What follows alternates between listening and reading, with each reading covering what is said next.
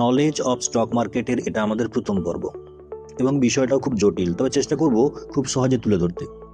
গত দুদিনে নিশ্চয়ই খেয়াল করেছেন মার্কেটে লাস্ট 10-15 মিনিটে বড় হেরফের হচ্ছে, কিন্তু এটার কারণ কি, কেনই বা এমন হচ্ছে?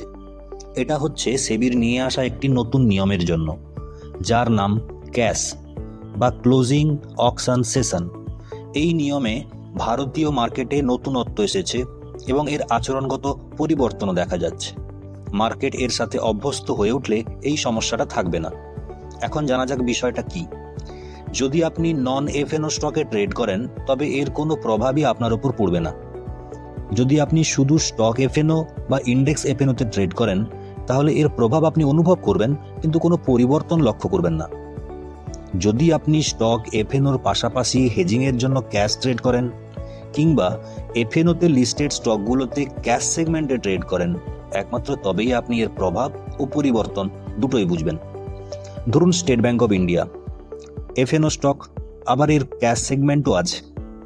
এখন 3রা আগস্ট থেকে স্টেট ব্যাংক অফ ইন্ডিয়ার ক্যাশ সেগমেন্টের নর্মাল ট্রেড 3:15 শেষ, আর 3:15 থেকে 3:35 পর্যন্ত চলবে ক্যাশ ট্রেডিং।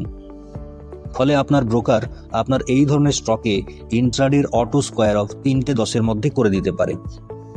3:15 পর স্টপ লস অর্ডার বা আইসবার্জ অর্ডার দেওয়া যাবে না।